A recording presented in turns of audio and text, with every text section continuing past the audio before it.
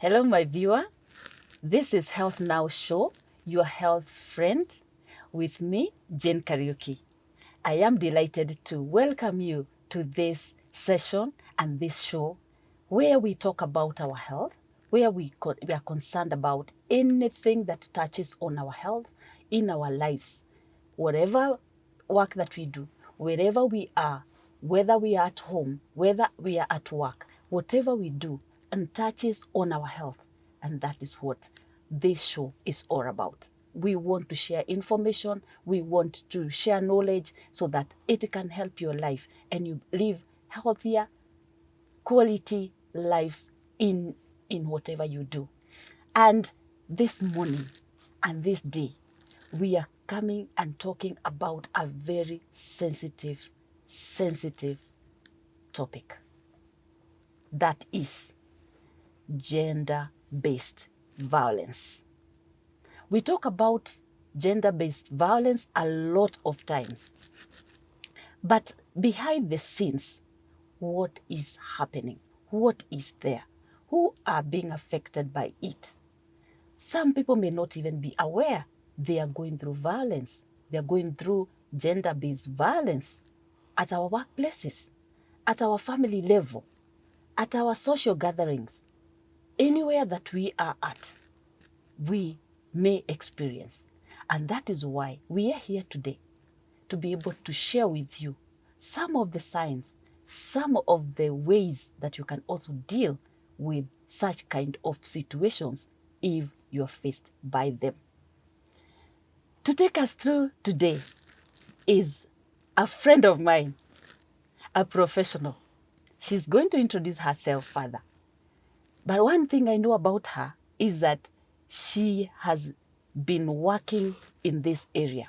She has a wealth of experience. She has interacted with a lot of people. And that gives me a lot of pleasure that I am able to walk and work with her so that we can bring and deliver something that is going to make a difference in your life. Without further ado, I welcome my friend, Becky Gitau. She's going to introduce herself further, as I said, and we are going to move on from there. Karibu sana, my friend. Thank you, Jane. Thank you, Karibu Jane. You've sana. already introduced me. Yeah, my name is Becky Gitau, as Jane have said. I'm a mental health and gender-based violence expert. That is what I do. Day in, day out. I think for the last either 15 years, I've been dealing with issues of gender. And I work for the Gender Violence Recovery Center. I guess this is one of the biggest centers that deals with the issues of gender. And currently I'm working in 14 counties in this country, just spearheading issues of mental health and gender-based violence. I think that is me, and issues of gender. Yes, you are fully packed. Yes. You are fully packed for this show. And I believe that our viewer there, we are going to benefit from what you're going to talk about. I agree with you. Yes. I agree with you. To set us off, let's ask ourselves, how can you define gender-based violence? Wow. Now, definition. Yes. Issues of gender-based violence, so many people go through issues of gender-based violence, but because, like you had said, they don't know what they are going through. They don't know what is this. So sometimes there's a lot of confusion. So I'll start by saying this, that gender-based violence, these are violences that are perpetrated to someone in terms of their gender.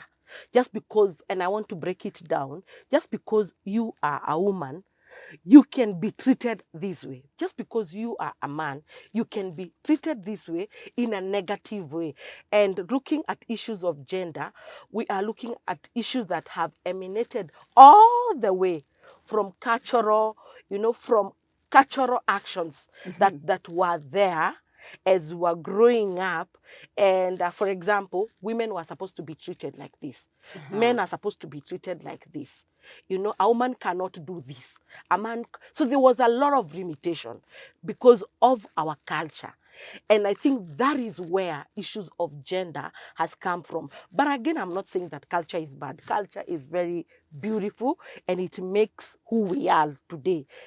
But as we grew, there are things that have been changing, and there's a lot of awareness on our rights, because again, it's about human rights and respect. And so when anything when your right has been violated, then we say that you are violated. There is a violence when it comes, and they are violated in terms of your gender. That is where gender-based violence comes from. Yes. Yeah. So the baseline is your gender. Yes. That is what brings about you all in a situation where you can be a female, you can be a male. Exactly, Yes. exactly. And Yes. that is where probably because of what you have said, we really talk about gender, and people think issues of gender are issues of women. Probably we need to clarify that, you can be violated whether you are a man, whether you are a woman, whether you are a boy, whether you are a girl. So it has nothing to do with women or men. It is your gender. And it cuts across. It cuts across female and male. It does. Yes. It does. Now, having looked at that and seen that it cuts across, what are some of the forms of violence that are meted on us as human beings? Now, gender-based violence is quite wide, and if we have to discuss and to define, we have the sexual part of it, and that's what we call sexual violence. Yes. And the gender-based violence. Yes. And in sexual violence, we have the rape, we have defilement, we have sodomy, we have sexual harassment in Yes. our workplaces. We have all that. And that is under sexual violence. And like I'll keep reminding that anyone can go through gender-based violence. So that is under sexual violence. Then on the other side, we also have intimate partner violence, or domestic and physical violence. Under that, we have the physical violence, now where you have the bruises. Yes. We have one of the worst violence that people don't talk about, emotional and psychological. And people don't talk about, and because there are no bruises. But the bruise is in your head. There are no physical There are no bruises. physical bruises. Yes. The bruises are in your mind. And other than emotional, we also have economic, where you are denied to access your finances by your partner. We have partner violence. We have domestic violence, again, is wide, because it could be partner to partner. It could be parent to the child. It could be child to the parent. It could be pupils to the teachers, or teachers to the pupils. It's quite wide. Then we have something that we call neglect. Still is under gender-based violence. Neglect again is wide. You are neglected by your partner, or you neglect your partner intentionally. Or we neglect and abandon our children. It's still under gender-based violence. And again, we also have harmful traditional practices. It's still under gender-based violence, where we are seeing a lot of female genital mutilation, widow cleansing, and inheritance, and all that is under cultural harmful traditional practices. So basically, what I want to say is that gender-based violence is quite wide. Yes. It's quite wide. But people maybe think when we talk about gender-based violence, people only think about sexual and the bruises, the physical. And because I have seen now, and there's a lot of involvement, because of the government intervening, now so many partners are moving from physical to psychological or emotional, and economic and social and denial, or even spiritual. We also have spiritual, where I am forced maybe to join a cult or a religion that I am not very comfortable by my partner. It's still under gender-based violence. It is. Yes. And as you are talking, Becky, I'm picking that. Something is coming into my mind, that in gender-based violence, there is the passive violence and there is the aggressive violence. Yes. And most of us, we focus on the aggressive. Yes, yes.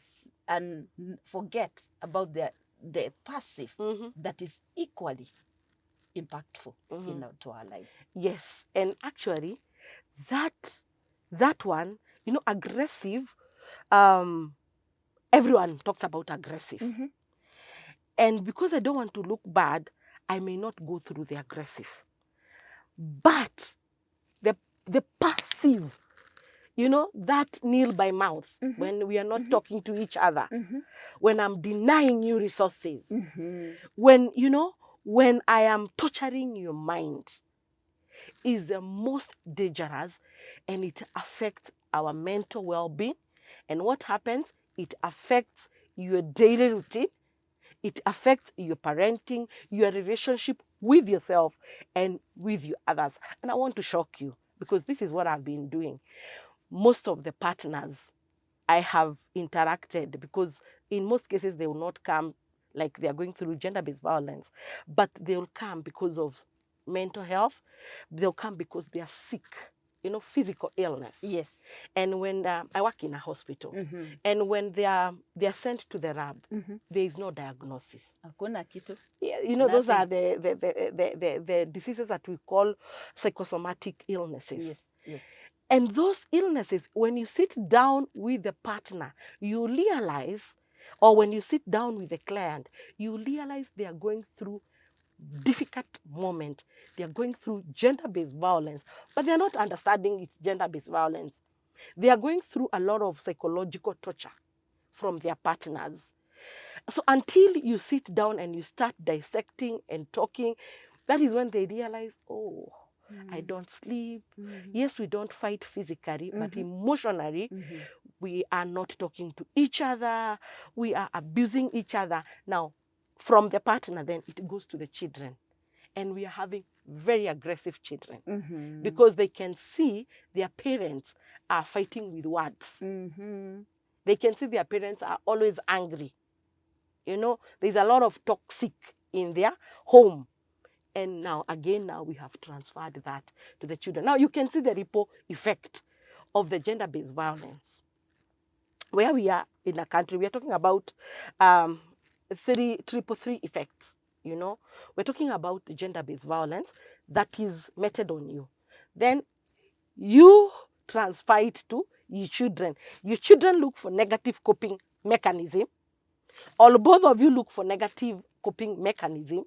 Then there are a lot of effect, personally, the society, to our children, and even now, we bring HIV in the triple effect, because all these are, because once now I'm not getting love in my house, and I'm not justifying anything, Jane. In most cases, probably I will tend to go and look for love outside there, because we are social beings. And in looking for love outside there, you see, now there will be other comorbidities that will find us. Yes. And so we are also looking at even HIV out of what is happening in gender-based violence. True. Yes. True. Becky. Yes. I think we now get deeper into these forms of violence, one by one, kindly. Yeah, I think I want to start with the most common. Like I said, what people don't talk a lot. Let me start with the intimate partner violence. So what is this intimate partner violence? This is a violence between partners who are intimate. Okay? And in that intimate partner violence, I'll start with the physical violence. And when I talk about intimate partner violence, I'm not only looking at partners who are married. It could be a boyfriend. As long as it could be an ex, as long as there is some intimacy. So that is what we call intimate partner violence. Inside intimate partner violence, there are many things that happens, First of all, I'll start with sexual violence. It happens among people who are intimate. Why? Because there is this notion, once we are intimate, making love is automatic. It's not. It's not automatic. I also need to give consent, I also need to give consent. Yeah. And we also need to discuss.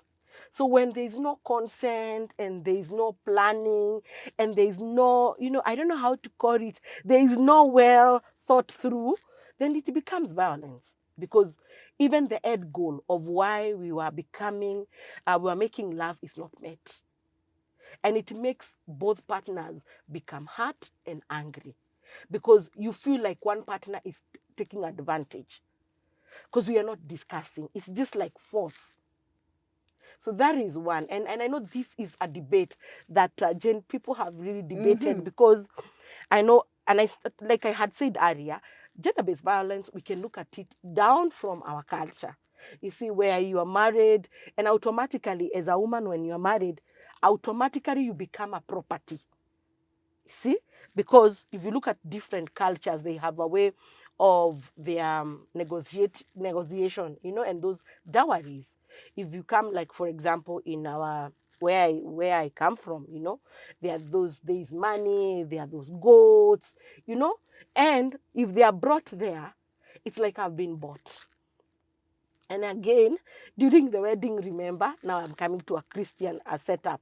And that is not the only wedding. There are many. Yes. There are different ways. Yes. And sometimes you feel like, you are told, now go. This is your bed. Go.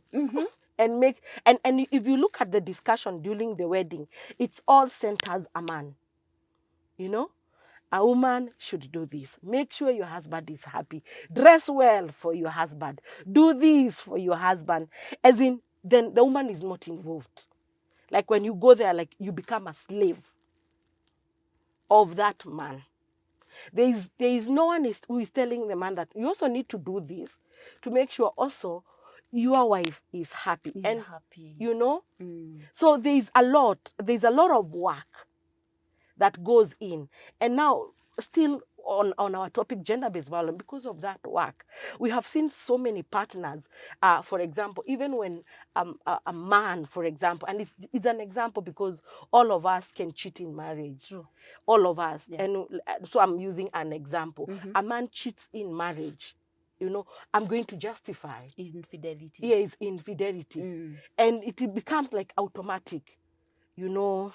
My wife is not dressing this way, is not doing this way. It becomes a justification why they should be infidelity. And remember where it came from? All the way when I was told my focus is this man to be happy. But nobody told this man that I should also be happy. So you see where now, again, gender-based violence is coming from. So there are many things, and I think because this show is also to educate people there, I think out there we also need to think that relationship is not only centered on a man. It's both two-way. Yes. I make you happy, you make me happy. True. Yeah. And again, I cook, we eat good food. Not I cook because I need my husband to be happy. So we need really to think aloud that. And that is why now it becomes, because I am not happy as a woman, even making love becomes difficult. So sexual violence comes in.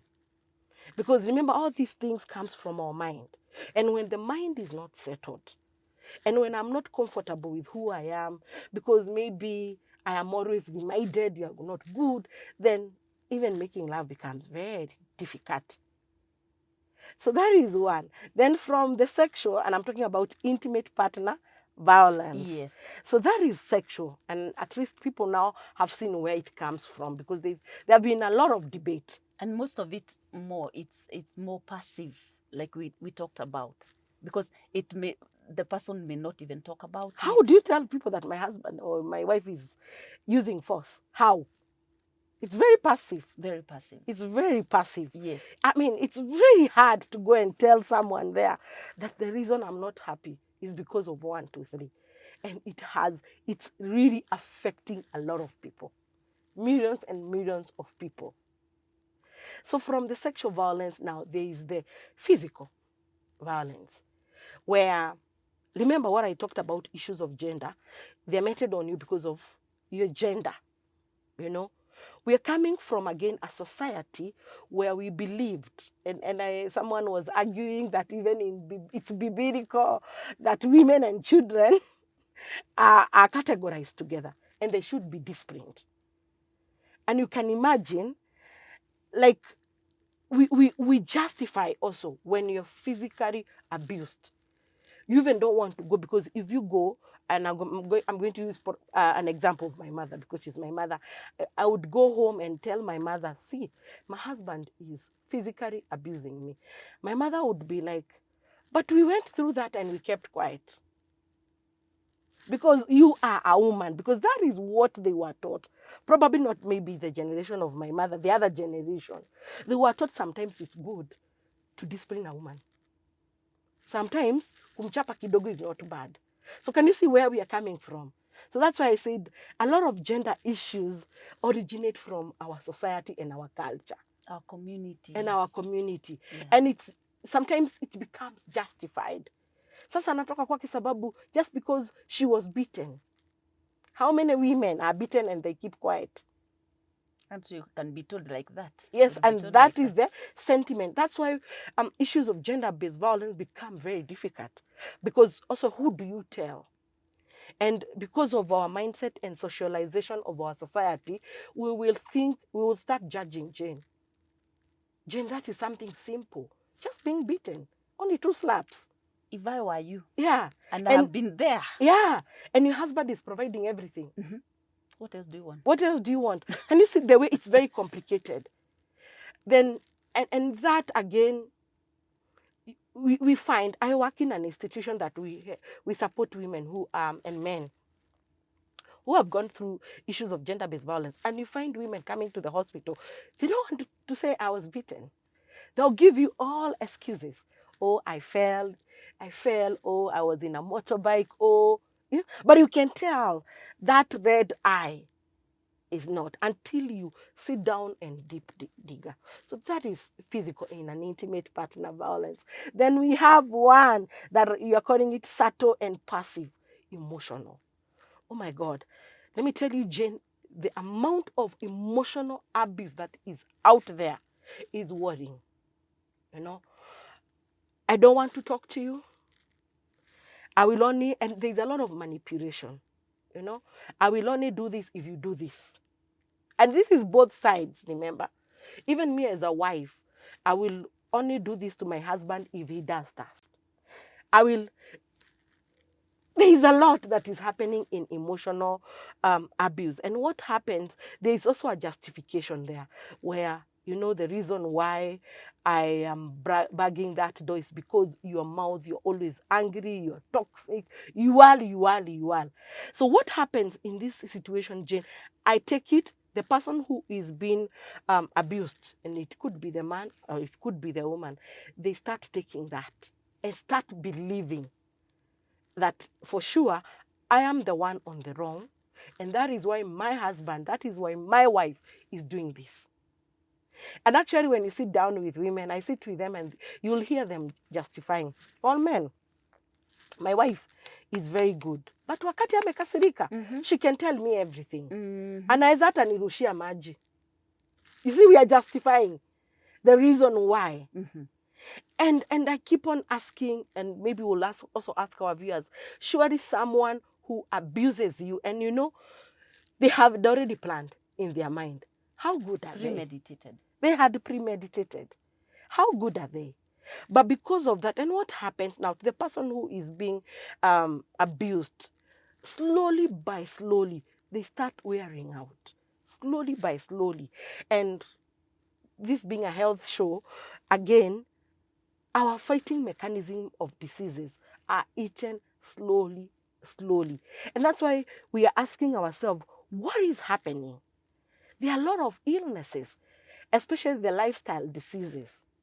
It's because you see now where they originated from. You see? Yeah. Issues of gender-based violence, we are not happy at home. There's a lot of bitterness. And you know, when we put bitterness in our mind and in our bodies, it projects as physical illnesses. Yes. And this is both. And probably you also need our men. You know, our men were also socialized to be strong. To swallow the pain. A swallow. And you know, when it comes to emotional abuse, sometimes I say women are gifted with their mouth when men are gifted. Mm-hmm. And so I can talk and say things and tell you. And then because the man is strong and you're not supposed to share or talk, what do? And You swallow it. You swallow it. You find a lot of men have developed negative coping mechanism. What do we do as a society?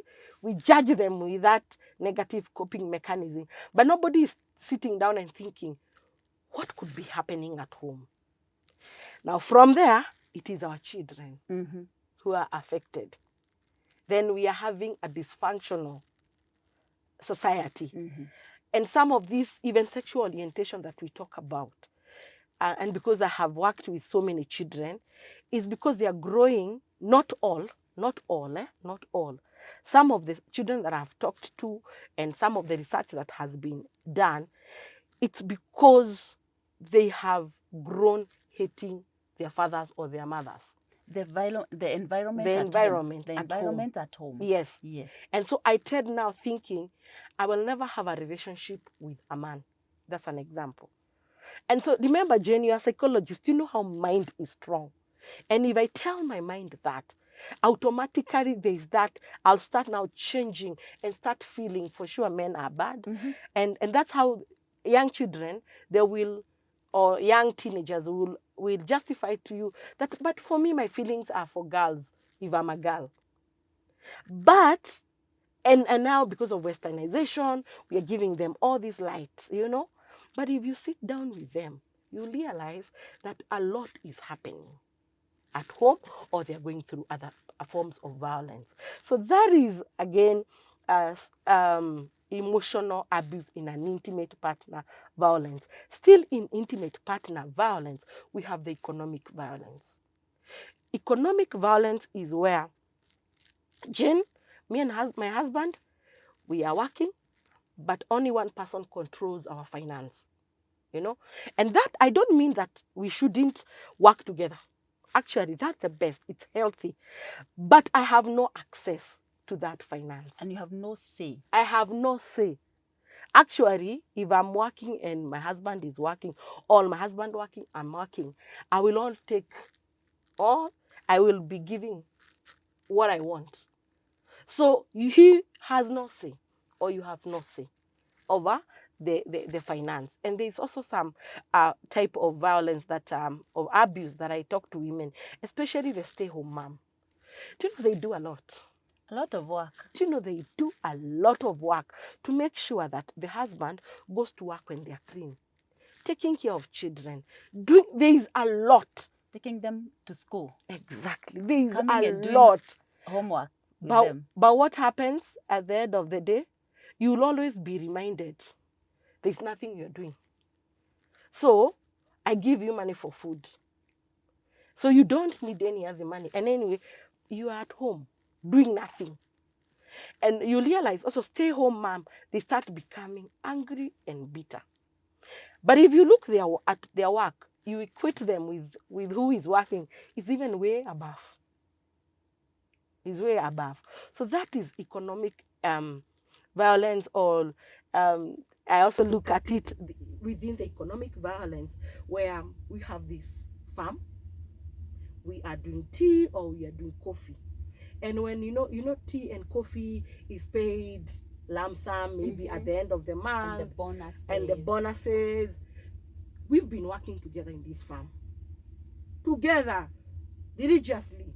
But when the bonuses come and payment comes, who gets to be paid? One partner. Could be the man or and disappears with the money.